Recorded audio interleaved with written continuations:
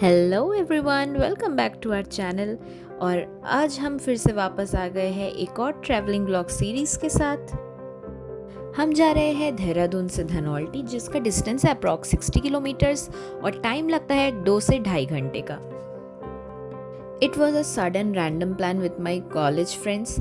और कुछ लोग हम में से घर आए हुए थे, कोई उत्तराखंड के ही अलग जगह पे था, तो हमने कहा चलो सबका मिलना भी हो जाएगा और गर्मी इतनी हो रही है तो पहाड़ is a good getaway to गो।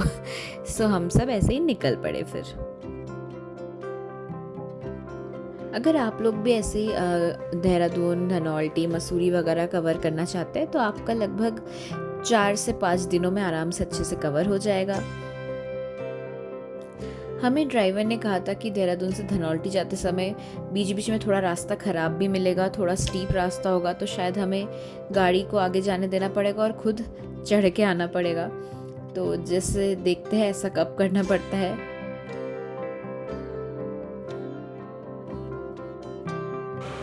तो यहाँ पे बहुत स्टीप रास्ता है, तो कभी कभी गाड़ी ऊपर नहीं जाती, तो गाड़ी ऊपर गई और हम चल के आ रहे हैं। वो देखिए, वो रही गाड़ी। तो जैसे जैसे हम और ऊपर जा रहे थे उतनी सीनिक ब्यूटी प्यारी होती जा रही थी। जब हम लोग शहर के शोर शराबों से दूर ऐसे किसी जगह आते हैं जहाँ पे सुकून है, ठहराव है, मोबाइल का नेटवर्क भी लो है, और जैसे जैसे आप और आगे जाते रहे, ऊपर जाते रहे, आपका नज़ारा भी उतना ही अच्छा होता रहता है। तो ऐसे किसी जगह जब आए तो उस जगह की बात ही कुछ और होती है, वाइब भी कुछ अलग होती है। तो अभी हम लोग जा रहे हैं अपने स्टे में, जो हमने धनौल्टी में बुक किया है। वहाँ पे हम लोग लगेज रख के फिर उसके बाद ही हम निकल जाएंगे मंदिर की ओर। हमने सोचा कि पहले सुरकंडा देवी टेम्पल जो है वो धनौल्टी से बहुत पास पड़ता है, तो हम वहाँ चलते हैं पहले और उससे स्टार्ट करते हैं हमारा डे। उसके बाद देखते हैं हम कि दर्शन वगैरह होने के बाद कैसे क्या टाइम रहता है, और उस अकॉर्डिंग हम बाकी चीज़ें प्लान करेंगे। तो हम लोग धनौल्टी तो एंटर हो गए और अभी हम इको पार्क को क्रॉस कर रहे हैं, और ये पार्क शाम के 5 बजे तक खुला रहता है। तो देखते हैं क्या हम आके कवर कर पाते हैं इस पार्क को।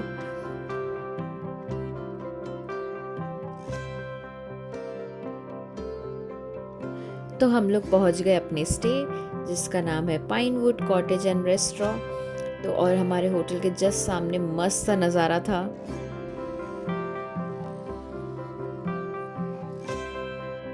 होटल के साइड में आई लव धनौल्टी का साइन भी दिख गया। और चलिए अब हम आपको रूम टूर देते हैं।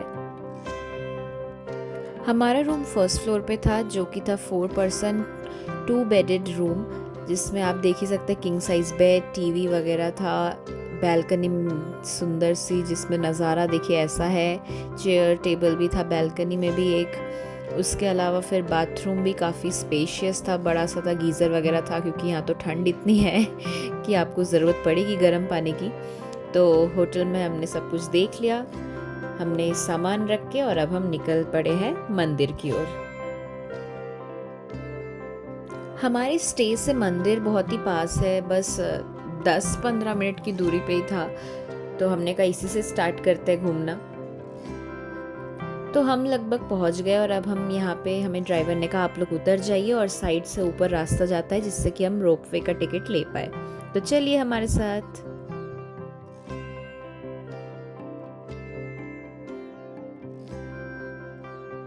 तो ये सीढ़ी हम चढ़ रहे थे, ये नीचे गाड़ी ने हमें उतारा था और हम इन सीढ़ियों से उठ के अब जा रहे हैं आगे रोपवे की टिकट लेने।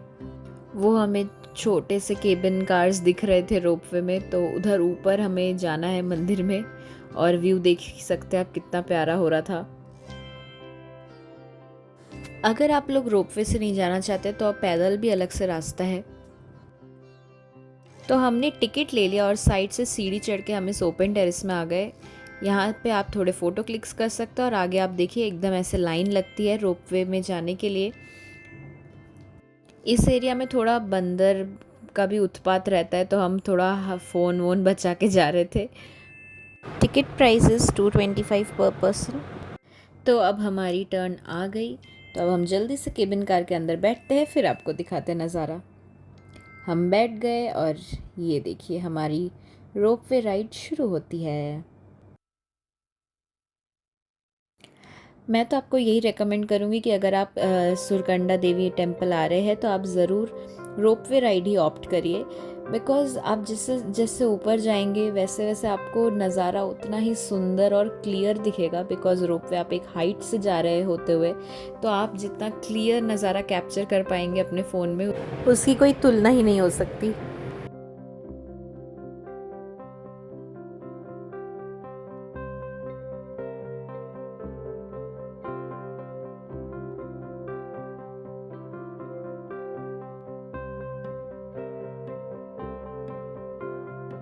तो हम लगभग पहुंच गए और अब हम यहाँ से उतरेंगे, फिर जाएंगे दर्शन के लिए।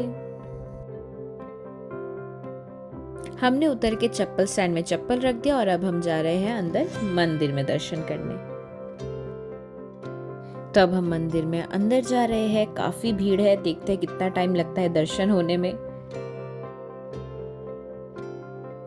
तो हम कुछ सीढ़ी चढ़ के ऊपर आए और फिर हमने देखा काफी लोग हैं, लाइन लगी है, बहुत भीड़ है, बट ये व्यू, ब्यूटीफुल व्यू, और एकदम बादल लग रहा है घेर के रखा है इस मंदिर को। और ये है मेन देवी माँ की मंदिर, और आप देख सकते हैं इतने लोग हैं, लाइन लगी है, ऐसा देखते हैं कितना टाइम लगता है अंदर जाने में। तब तक हम लोग हाय कर लेते हैं, एक दूसरे को कैप्चर करते रहते हैं।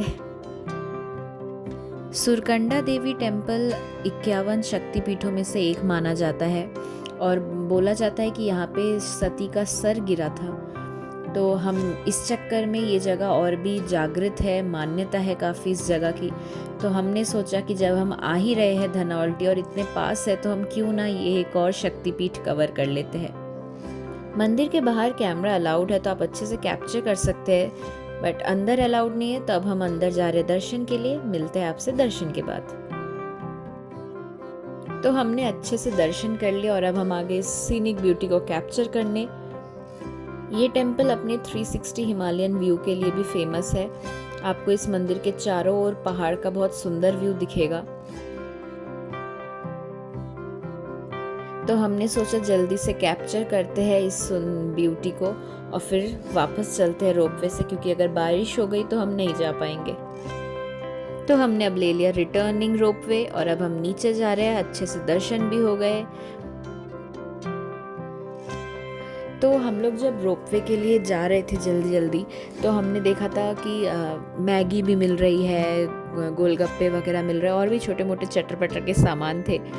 तो हमने वही सोचा कि अब काफ़ी भूख भी लग रही है, तो अब नीचे पहुंचते हैं, फिर ऐसे ही थोड़ा बहुत कुछ चटर पटर खा के फिर जाएंगे दूसरा पॉइंट कवर करने।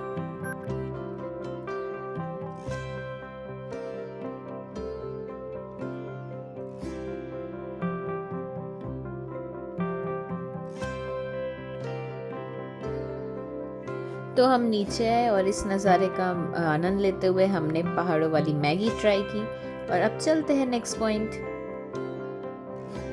तो जो नेक्स्ट पॉइंट हम जा रहे हैं अब उसका नाम है कनाताल एडवेंचर पॉइंट। तो अब हम वहीं जाएंगे और फिर हमने घड़ी पे ध्यान दिया कि 1:30 बज गए, तो हमने कहा चलो भाई लंच भी कर लेते हैं, वरना और टाइम हो जाएगा अगर हमने और लेट किया। तो वही हमने ड्राइवर से बोला, तो उन्होंने कहा ठीक है, हम आपको कनाताल एडवेंचर पॉइंट से पहले अगर जो रेस्टोरेंट वगैरह पड़ेंगे वहाँ रोक देंगे, वहाँ आप लंच कर लीजिएगा फिर जाएंगे। हमने कहा ठीक है। तो बस अब हम उसी ओर निकल पड़े हैं।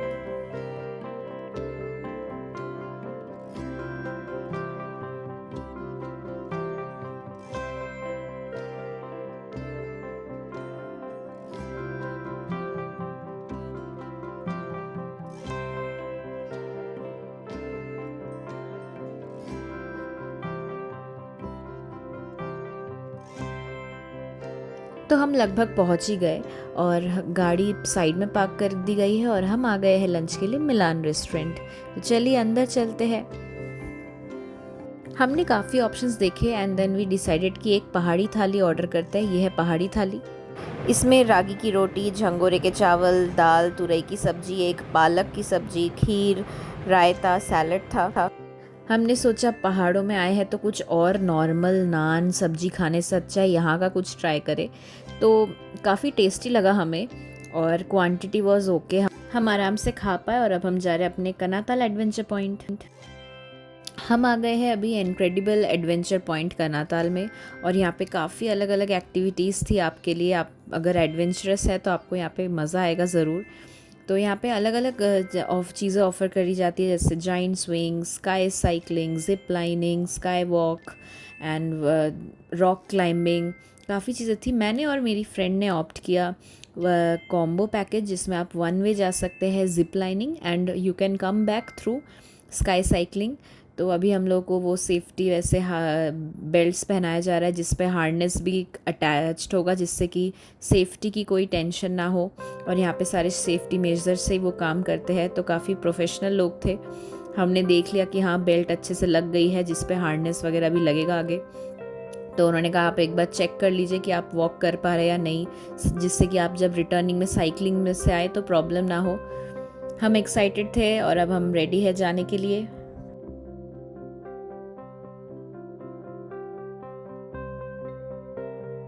तो भैया ने पहले बोला आप जाइए, तो मैंने कहा ठीक है। मेरी फ्रेंड को भी थोड़ा सा डर लग रहा था, मैंने कहा ठीक है आई विल स्टार्ट। तो बस, और ये मैं निकल पड़ी जिप लाइनिंग में। And trust me guys, view was amazing. Zip lining में काफ़ी अच्छा व्यू था नीचे का, हवा अच्छी लग रही थी, तो इट वॉज अमेजिंग। मेरे बाद अब मेरी दोस्त की बारी थी, तो मेरा तो मस्त एक्सपीरियंस था। And now she will experience that, and here she goes.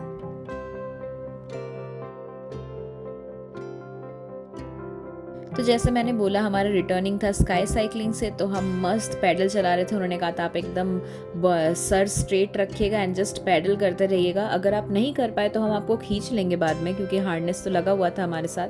But हमने कहा पैडल ही तो करना है, तो हम एकदम स्ट्रेट देखते हुए पैडल करते आ गए। पहले थोड़ा डर लग रहा था, बट फिर एकदम नहीं लगा। एंड वी कंप्लीटेड, हम सक्सेसफुली पहुंच गए वापस जहाँ से हमने शुरू की थी अपनी एडवेंचर्स राइड।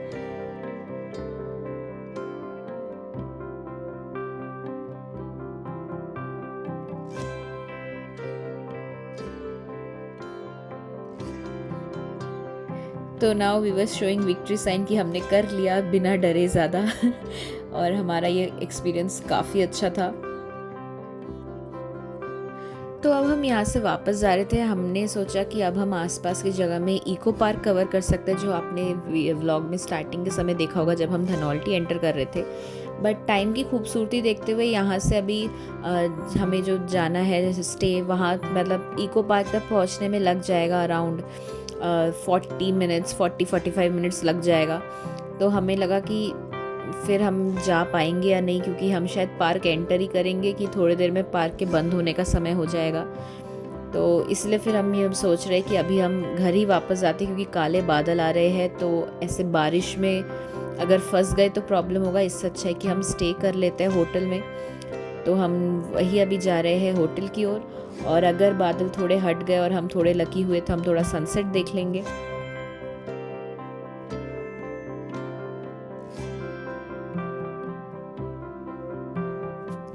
तो अब पार्क बंद होने का समय आ ही गया था लगभग। तो हमने कहा कि ठीक है अब तो हम नहीं जा रहे, ये फाइनल है कि अब हम इको पार्क नहीं जा रहे हैं।